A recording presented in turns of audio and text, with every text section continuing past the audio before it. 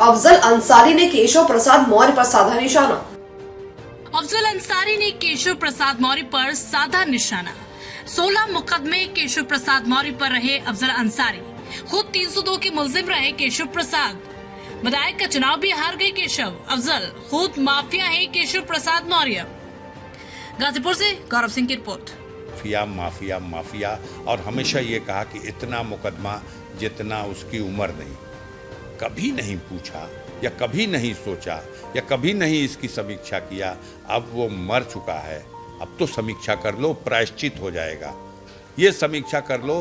25 अक्टूबर 2005 को मुख्तार जेल गए थे और जिस मुकदमे में जेल गए थे वो मुकदमा छूट चुका है।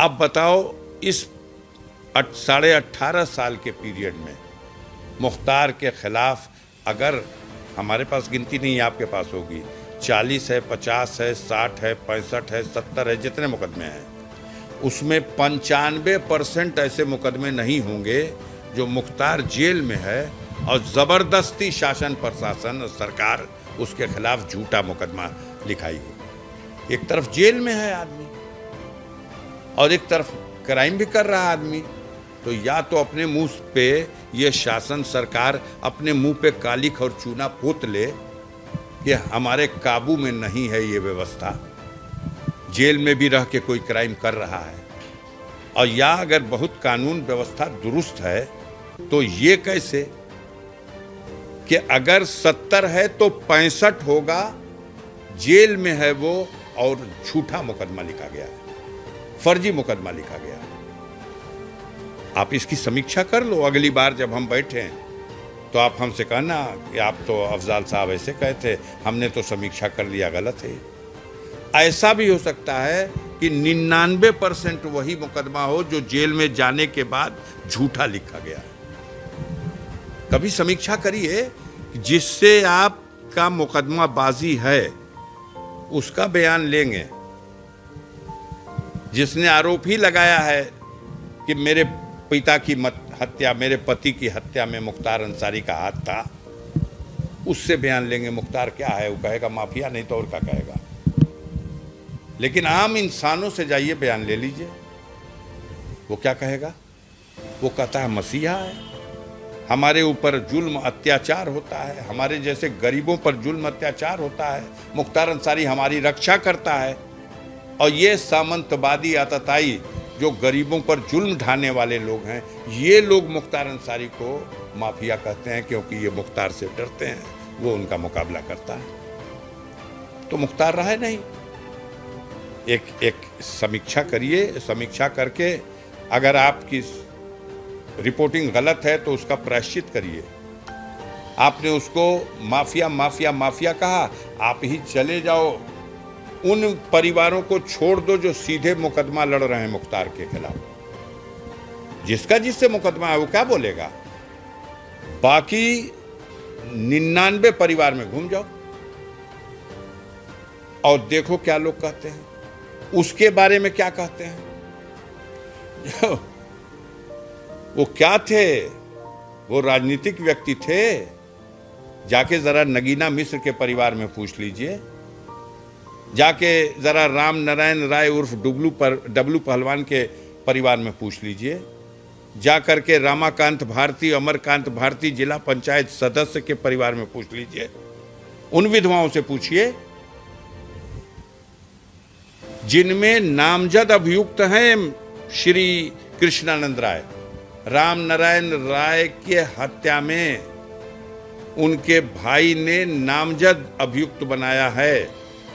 अमरकांत रामाकांत की हत्या में उनकी विधवा शिव दुलारी देवी ने नामजद अभियुक्त बनाया है। मत जाइएगा वहां पूछने, वहां उनको शंकराचार्य नहीं बताएंगे, लेकिन मुख्तार के लिए आप वहां जरूर जाइएगा पूछने। तो जो मुकदमा लड़ रहा, आप गलत रिपोर्टिंग करेंगे, आप कहेंगे कृष्णानंद राय वाले मामले में मुख्तार की 10 साल की सजा हो गई। कोई कृष्णानंद राय वाले मामले में, मतलब अब आपसे हम मुकदमा तो नहीं लड़ना चाहते कि हम आपको नोटिस देने जाएं। कृष्णानंद राय वाले मामले में न्यायालय ने परीक्षण किया, दोषमुक्त किया, दोषमुक्त। गैंगस्टर के मामले में सजा हुई है, गैंगस्टर न्यायालय ने सजा दे दी, वो भी अपील में है।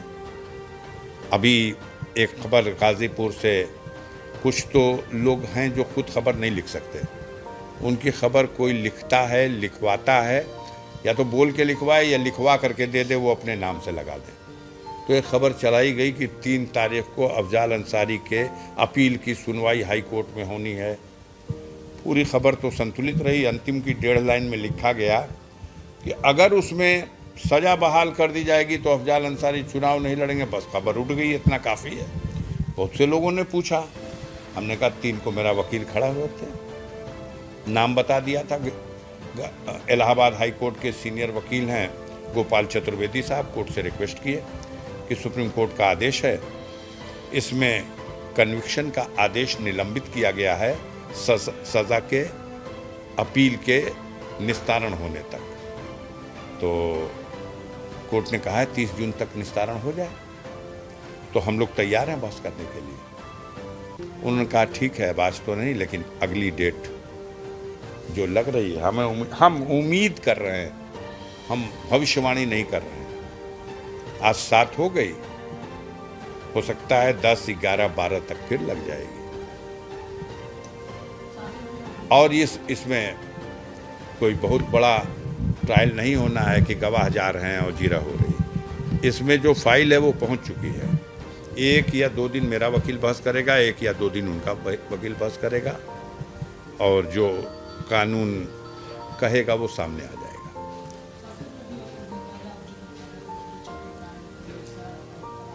हमने ये कहा है, लेकिन हमारी किसी बात को आप कभी माने हैं? हम गाजीपुर पत्रकार एसोसिएशन से सीनियर पत्रकार शशिकांत जी से, वीनू सिंह जी से, आलोक जी से हम सबसे निवेदन करेंगे, गुजारिश करेंगे, सच की पड़ताल के लिए आप उसरी चट्टी पे जाइए और सच की पड़ताल कर लीजिए बस। और जो सच हो उसको जनता के सामने बता दीजिए, क्योंकि घटना तो एक ही बार हुई है 15 जुलाई को, और उस घटना की कहानी 2 बन गई। एक कहानी जो 15 जुलाई को बताई गई और रजिस्टर्ड की गई, और दूसरी कहानी जो 22 साल बाद 2023 में बताई गई है। मतलब पड़ताल तो करिए, आप तो पड़ताल कर लेते हो। वहाँ तो आम जनता से आप पूछ सकते हैं। अभी बहुत से मर मिलाने के बाद भी 20-22 साल बाद लोग वहाँ हैं, क्योंकि ये मामला आपको हल्का लग रहा होगा, कितना खतरनाक है। अगर ये परंपरा बनी रह गई तो कब किस पर ये तरीका अख्तियार किया जाएगा। 22 साल बाद की कहानी सच है, और 22 साल पहले जो कहानी आई वो गलत थी। लेकिन इसमें चूंकि एक पक्ष से ब्रजेश सिंह को सरकार खड़ी है बचाने के लिए, त्रिभुवन सिंह को बचाने के लिए, भले ही सरकार की साख को दांव पे लगा करके अब मुख्तार अंसारी की हत्या करा दी जाए, तो बात और है।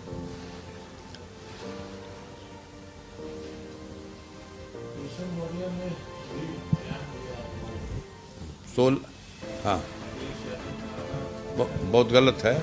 16 मुकदमा केशव मौर्य पे रहा है।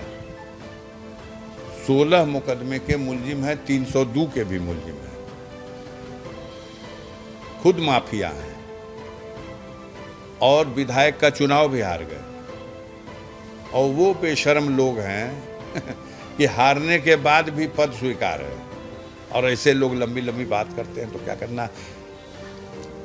नौवा कितना बाल हमार सिरवा में बाबू साहब ये पूछले रहुआ हूँ, और नौवा कहले रहुए कि बाबू साहब अब अगवे आवता। केशव मौर्य या योगी आदित्यनाथ और उनकी सरकार, या मोदी जी और उनका जो तिलिस्म है, वो भारत की जनता के सामने टूट चुका है। इस घटना से ही नहीं, पूरे देश को जो उन्होंने नुकसान पहुंचाया है, दब गया इस तरह की घटनाओं में इलेक्टोरल बॉन्ड का मुद्दा। दब गया इस तरह की घटनाओं में जो माननीय सर्वोच्च न्यायालय ने अभी नोटिस जारी करके पूछा है कि क्यों न ईवीएम मशीन और वीवीपैट की निकली हुई पर्ची का 100% मिलान किया जाए। आगे चल के अगर इसके संबंध में आदेश हो गया 100% का तो कहानी खत्म हो जाएगी। ईवीएम मशीन की कहानी खत्म हो जाएगी, बेईमानी नहीं हो पाएगी। अब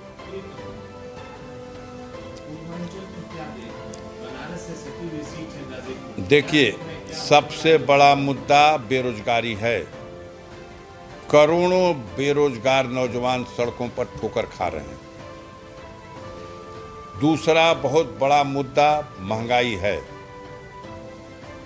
ये महंगाई से आम जनता त्रस्त है और इन गुजराती मॉडल के बेईमान चोरों की जो 50 किलो के यूरिया की बोरिया से 10 किलो यूरिया चुरा लेते हैं और दाम नहीं कम करते। माचिस की डिबिया जो 4 आने की मिलती थी वो आज 2 रुपए की मिलती है। और माचिस की डिबिया खोल के देखिएगा, तीली पहले 50 होती थी, 10 तीली भी कम कर दी गई। यही गुजराती मॉडल है। तो लोग त्रस्त हैं और जिस तरह से नौकरशाही लूट खसोट में व्याप्त है, इतना भ्रष्टाचार की कोई सीमा नहीं है। ये वक्ती मुद्दा है। हाँ, बहुत गलत है। 16 मुकदमा केशव मौर्य पे रहा है। 16 मुकदमे के मुलजिम है, 302 के भी मुलजिम है। खुद माफिया है और विधायक का चुनाव भी हार गए। और वो बेशर्म लोग हैं कि हारने के बाद भी पद स्वीकार है। और ऐसे लोग लंबी लंबी बात करते हैं तो क्या करना। नौवा कितना बाल हमार सिरवा में बाबू साहब ये पूछले रहुआ हूँ और नौवा कहले रहे कि बाबू साहब अब अगवे आवता। केशव मौर्य या योगी आदित्यनाथ और उनकी सरकार या मोदी जी और उनका जो तिलिस्म है वो भारत की जनता के सामने टूट चुका है। इस घटना से ही नहीं, पूरे देश को जो उन्होंने नुकसान पहुंचाया है। दब गया इस तरह की घटनाओं में इलेक्टोरल बॉन्ड का मुद्दा। दब गया इस तरह की घटनाओं में जो माननीय सर्वोच्च न्यायालय ने अभी नोटिस जारी करके पूछा है कि क्यों न ईवीएम मशीन और वीवीपैट की निकली हुई पर्ची का 100% मिलान किया जाए। आगे चल के अगर इसके संबंध में आदेश हो गया 100% का तो कहानी खत्म हो जाएगी। ईवीएम मशीन की कहानी खत्म हो जाएगी, बेईमानी नहीं हो पाएगी। अब मुख्तार अंसारी के सिलसिले से अपनी शोक संवेदना व्यक्त करने आए थे। आप सभी लोग जानते हैं कि 28 तारीख को जेल में जिस तरह से उन्हें पहले जहर दिया गया और फिर उनके इलाज में कोताही और जानबूझ करके ऐसी परिस्थितियां पैदा की गई कि उनकी मौत हुई। कहा गया कि कार्डियक अरेस्ट हुआ और हार्ट अटैक की वजह से मौत हुई है। जो विशेषज्ञ हैं प्रयोगशालाओं में जब इस सवाल पे बात किया गया कि पोस्टमार्टम के समय मुख्तार अंसारी का हार्ट ये उसका कलर पीला था,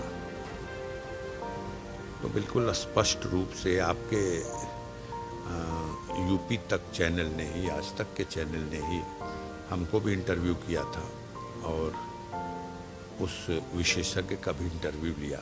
उन्होंने बताया कि कैसे जब किसी व्यक्ति को स्लो पॉइजन दे दिया जाए या वो खुद खा ले या कोई उसको खिला दे तो ज़रूरत से ज़्यादा मात्रा में कोलेस्ट्रॉल बनने लगता है और ऐसी दशा में हार्ट के ऊपर एक पीले रंग की परत जम जाती है और हार्ट का रंग पीला नहीं होता, वो उसी हाई कोलेस्ट्रॉल की वजह से हार्ट के ऊपर की परत पीले रंग की हो जाती है और इस दशा में वो कार्डियक अरेस्ट हो जाता है और उसका निधन हो जाता है।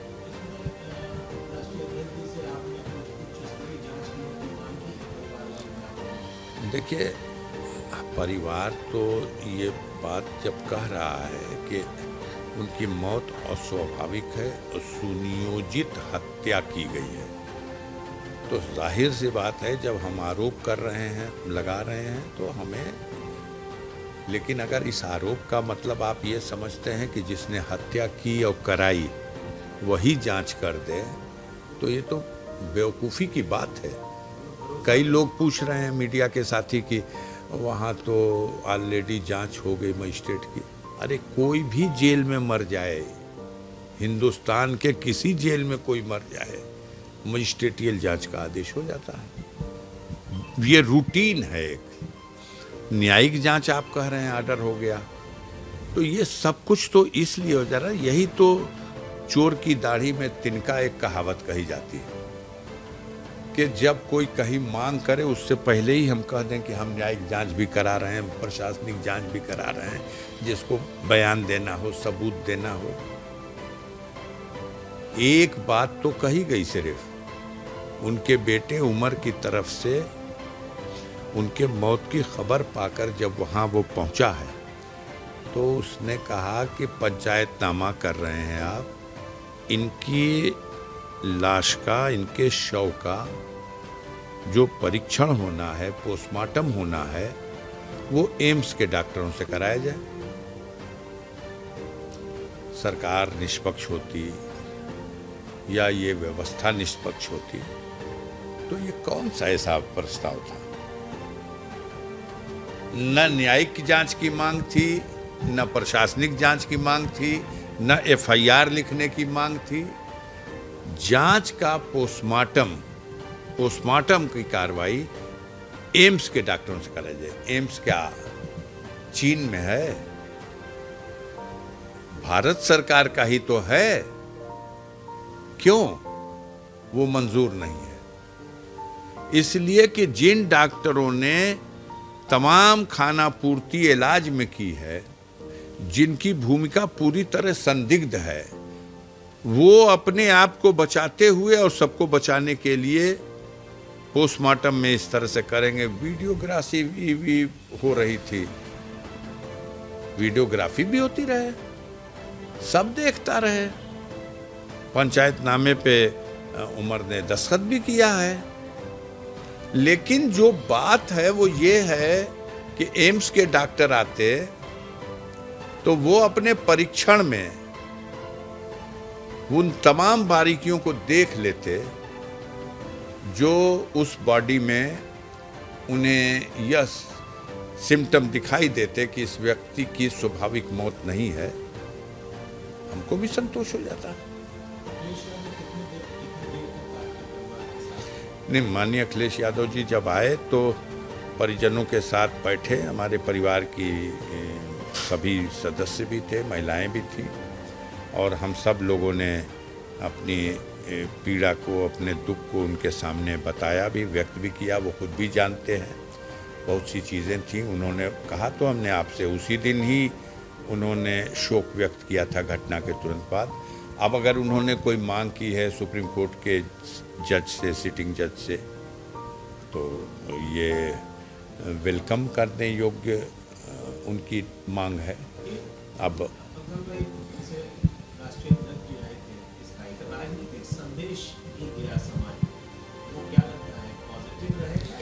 हमने आपको भी बताया, फिर बता रहा हूं कि भारत में लोकतंत्र है और लोकतंत्र की व्यवस्था में राजनीतिक दल, और वो भी उत्तर प्रदेश के प्लेटफॉर्म पर समाजवादी पार्टी और उसके राष्ट्रीय अध्यक्ष, तो अब इसको जिस चश्मे से जो देखे, उनका कहीं आना जाना एक राष्ट्रीय अध्यक्ष का उत्तर प्रदेश में तो माने रखता है।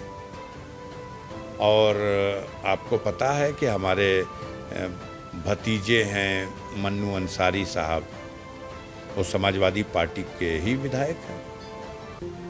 हम स्वयं गाजीपुर लोकसभा सीट पर माननीय अखिलेश यादव जी ने समाजवादी पार्टी की सूची में अपने कैंडिडेट की हैसियत से चुनाव लड़ाने का हम पर भरोसा किया, हमारा नाम दिया है उसमें। तो भाई ये कैसे, एक तो स्वाभाविक बात है जब उस कोई मुखिया और अपने उस परिवार से, पार्टी भी एक परिवार है, उस परिवार से जुड़ा हुआ कोई व्यक्ति पीड़ित है, दुखी है और उसके पास वो जाता है, उसे सांत्वना देता है, तो ये तो स्वाभाविक है कि उसको उनके आने से काफ़ी राहत मिली होगी, हिम्मत मिली होगी। चर्चा है कि असदुद्दीन ओवैसी साहब आए इसलिए अखिलेश यादव को आना। अब बाहर की चर्चाओं को तो हम नहीं जानते। हमने आपकी चर्चा देखी थी कि असदुद्दीन ओवैसी साहब आए थे, अफजाल साहब नहीं मिले। मैं बीमार था, बीमार अब भी हूँ। फ़र्क दोनों के आने में यही था कि एक 1 बजे रात में आया था और एक 1 बजे दिन में आया था। जो 1 बजे दिन में आया था उससे मेरी मुलाकात हुई, और जो 1 बजे रात में आया था मैं कहा कि मैं बीमार हूँ, मुझ पर गम का पहाड़ टूटा है। और ये कमेंट सुशोभित नहीं करेगा। ये भी कहा गया कि आपके बड़े भाई सिब्बतुल्ला साहब भी नहीं मिले। तो मैं आपको बताऊं कि मेरे बड़े भाई सोम सलात के पाबंद आदमी हैं। इस वर्ष 50वां वर्ष है उनका। जब रमज़ान के महीने में वो 30 रोज़ा भी रहते हैं और अंतिम 10 दिन एतकाफ़ कहा जाता है। एक तरह की विशेष पूजा है, ये एक तरह की विशेष इबादत है। तो वो पिछले 50 वर्षों से एतकाफ़ में मस्जिद के अंदर समय गुजारते हैं, वहीं रहते हैं, वहीं रोज़ा रखते हैं, वहीं कुरान की तिलावत करते हैं, वहीं सोते हैं। उनका 24 घंटे का रूटीन 10 दिनों तक, ईद का चांद देखने के बाद ही वो घर लौटेंगे, चाहे कैसी भी परिस्थितियाँ। उनकी नहीं हुई, न उस दिन हुई न आज हुई। वो पहले तो चले जाते थे मदीना में, मस्जिद नबवी में बरसों बरस एतकाफ़ में रहे। हर साल चले जाते थे, हर साल चले जाते थे। पहले मक्का शरीफ और हरम जिसे काबा कहते हैं, काबा में भी वो बरसों बरस रहे हैं एतकाफ़ में, वो 10 दिन का समय। इस साल यहाँ हैं और ये वर्ष उनका 50वां वर्ष है एतकाफ़ में बैठने का। तो अब पूरी बात की जानकारी नहीं है, आधी खबर समझ के चलाई जा रही है। अब मैं 10 बजे रात में गोली खा लेता हूँ। इन हालातों में भी 11 बजते बजते सो जाता हूँ, बीमार हूँ। और इस दुख का पहाड़ जब से टूटा है, रातों को नींद नहीं आती, दवाएं खा के सोनी पड़ती।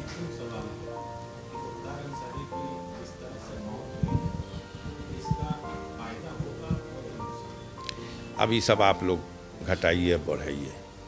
मुख्तार अंसारी की मौत हुई है।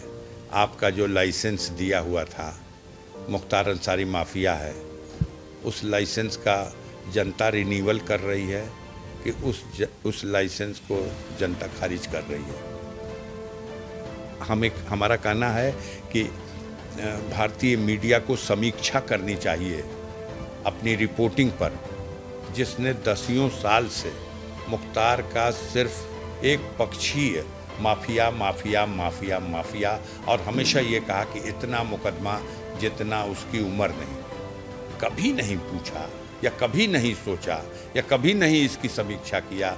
अब वो मर चुका है अब तो समीक्षा। क्या आप चाहते हैं दुनिया में दिखना? क्या आप चाहते हैं कि आपका यूट्यूब और वेब पोर्टल की खबरों को टीवी पर दिखाना? सही रास्ता नहीं मिलता, पैसे होते हैं बर्बाद, विज्ञापनों के लिए दर दर भटकना पड़ता है, फिर भी नहीं मिलता, सूचना विभाग आपको अहमियत नहीं देता। सभी समस्याओं का हल है हमारे पास।